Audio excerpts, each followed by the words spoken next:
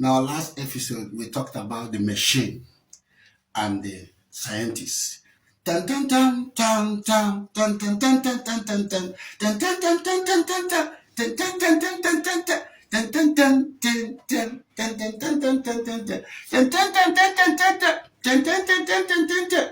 Welcome to new episode of our great program, Shift Awareness. Welcome to Shift Awareness. You remember in the last episode we discussed about the machine and the scientist, and we talked about what we have for the next episode, which is Journal 1.1.4 and Journal 1.1.5. So, without wasting much of our time, in journal, let me repeat it again, in journal 1.1.4, which is for today, and 1.1.5, which is also for today. The 1.1.4 is the characteristics of spirit, or the characteristics of entities and their paranormal activities. Very, very important. We remember in the first episode, we discussed how we are not living here alone, how human beings are not the only one living here. We have animals, we have all the plants, we have insects, ants, and so much and so forth. But we also understood something very, very important in this program, which is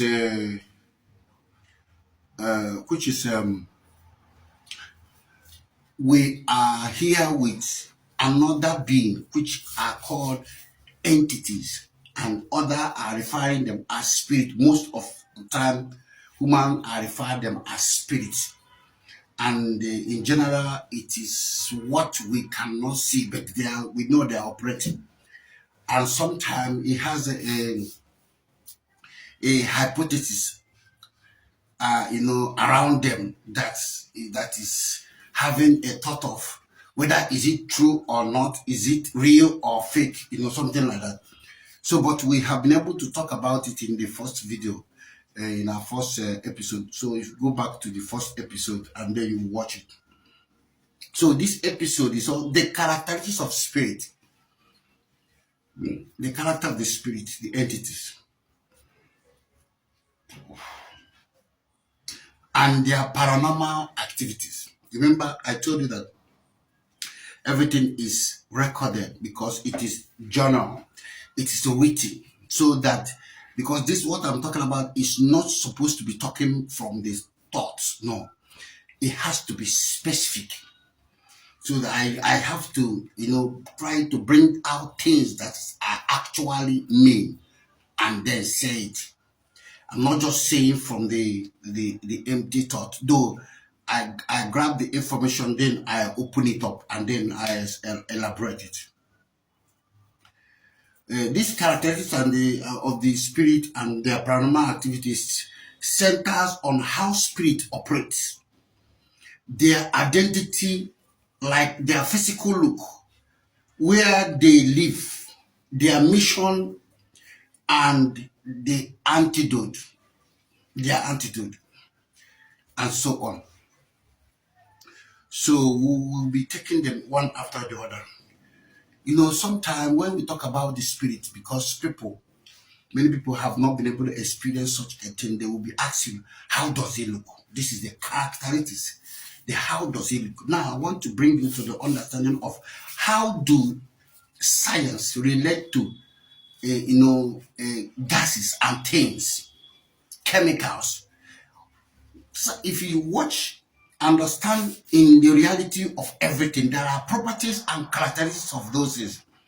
And those properties and characteristics are the things that whenever you see or feel or have in contact with those characteristics and properties, you will be able to identify that this is this and this is that. You can be able to, see the difference between one and another. So in the area of spirit, the spirit does not have the kind of physical body we have.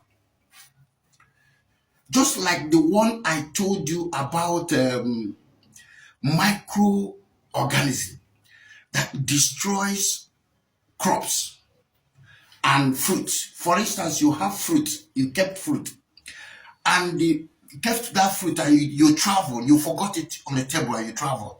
You came back after 1 week, 7 days, and you notice that that banana, that apple is rotten. Right there, you cannot be able to see what is actually eating that apple. But if you use microscope tools and machines and equipment, you can be able to see those things. So there are things, even physical things, that we interact with every day that even our physical eyes cannot see. That is one where you will then begin to understand that you don't judge things by only how you can be able to, identify it first. No, identification moved more than identification to awareness. For instance, you get awareness of a particular thing, you identify it. Then you need to do what? Check it, confirm it. That's what you move to, that particular identification, to confirmation. Then after confirmation, you go to another level they call acceptance. That acceptance is either you reject or you accept it.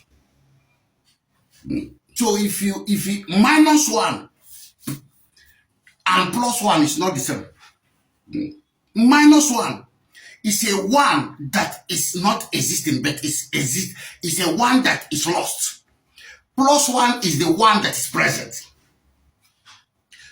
But there is an evidence of something that is lost, which is 1.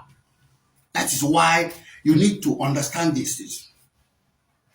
So in a place of those microorganisms, you can be able to see that your eyes cannot see everything.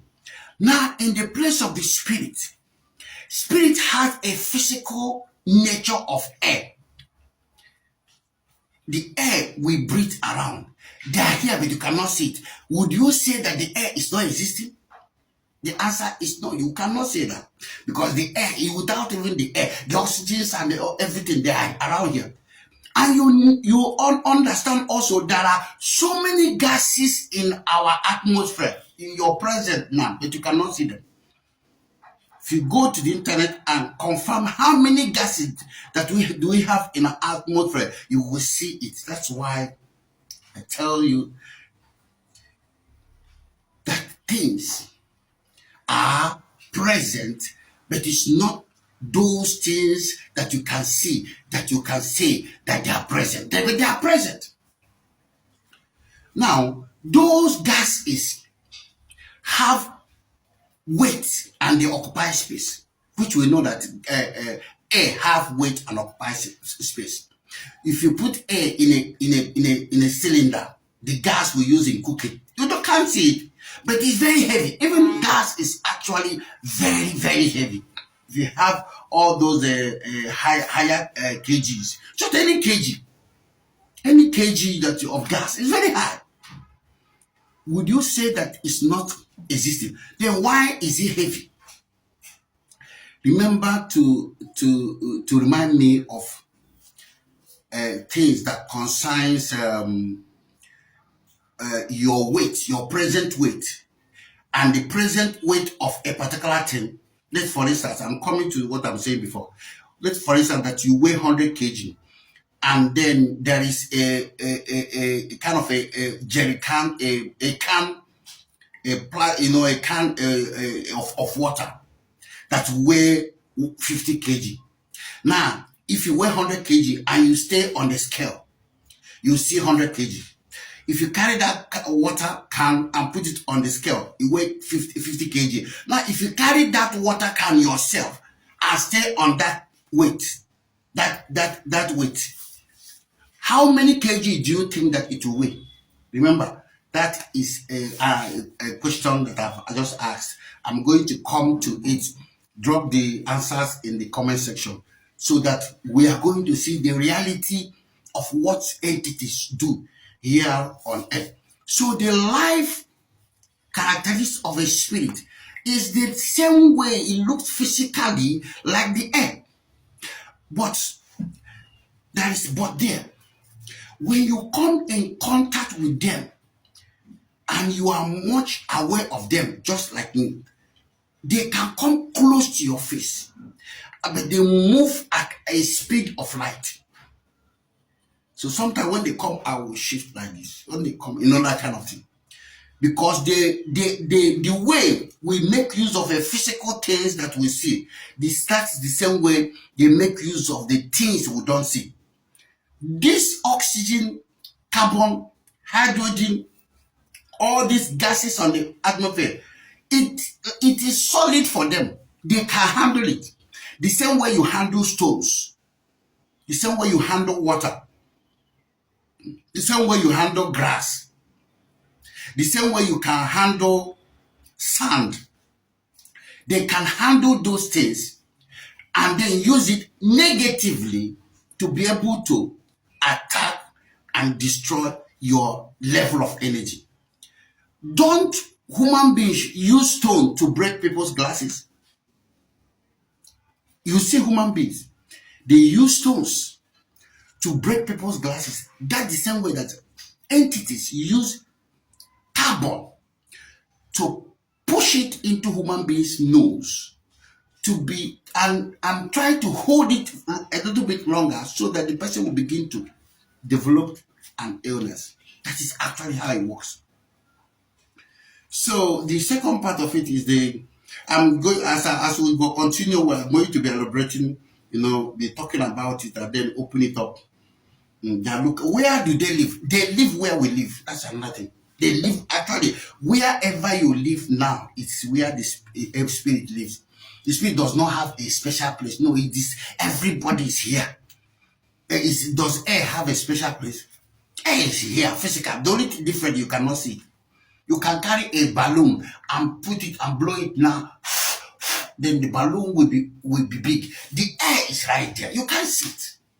If you actually want to make an experiment about seeing air, you will blow air up and then throw a powder, a green powder, a blue powder, a color powder. You will see how that powder will be gradually coming. It is the air that is holding the powder. It is the air that's holding the powder. So spirit is here where we are. You remember those haunted houses and haunted places? You see where the spirit is actually chasing them away or making them to be scared, so that they can be able to run them. It does not actually mean that where they run to, spirit is not there. The condition of the heart and the motive behind the entity is that they want them to suffer. That's all. They want them to lose their property and suffer. In the process of that suffering, they will go through traumatic health challenge, and it could be end of their life. So these activities that you see daily, many times people think that, oh no, the spirit is that place. No, it's everywhere. It's everywhere. Actually, it's operating on you, on every human being. Now, it depends on the department they are in your life. I'm going to use that word, department. There are different departments. So, if you are in a department of a kind of a royal department, no, the royal level of this world is not the same thing as the royal level of the entities. The royal level of the entities is different from the royal. I'm sure that you know that this particular the leadership of life you have, it moves from different kingdom until it come to this democracy, and so many of us, even so many other countries, are still using that kingdom way. So it is human being that develop that, and that created spirit. They have entity, have their part, their way of handling leadership. So they live wherever we live. Their mission, let me tell you the primary mission. Their primary mission is to use human being to live. It's just like those trees. You know those trees that are being living in another tree. You know what they call it. You go to internet, you remember, you can check it. There are trees, so small trees, but they can only function when their seed is dropped in another tree. They don't grow on the ground. Even sometimes some of them might grow on the ground, but you see them, enjoying the benefit of another tree. That's if because if you think that the mission of the spirit in this world is to terminate human being, no, it's not to terminate human. They need the human being. Actually, it's the human being that gives them life, daily life. It is human being that give them every daily life. So the way why you see human being go down and lose their energy and then die every day, die daily, is because they have utilized your energy. They have utilized your energy, just like they have taken over everything, and they have frustrated you enough in such a way that they have taken up your life, and they require other people to live so that they can live. They need other people to live so that they can live. So their mission is to use us, because spirit don't die. Just actually, as spirit doesn't die, human being doesn't die. The only thing that we don't understand is that we don't understand how science works with human. We have not been able to get it really, because science is even above where human beings are of today. I think I said it in the first this episode. Human beings have not even, sorry for my touching of my children's Valentine gift. I remember in the first this episode, I spoke about it, how children get me a Valentine gift. I said, "Uncle, you have to wear this. You have to wear this." Okay. I said, "Yes, let me wear it now. No problem." Okay. So I think you people are seeing it. You people are seeing how it's working. The thing is fine. I can see it's fine. I enjoy using it. So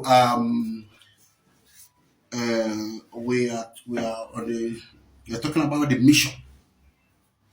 So many a time you will think that they just come here to eliminate everything. No, not to terminate it, but they need you. They need me. They need you. They need me.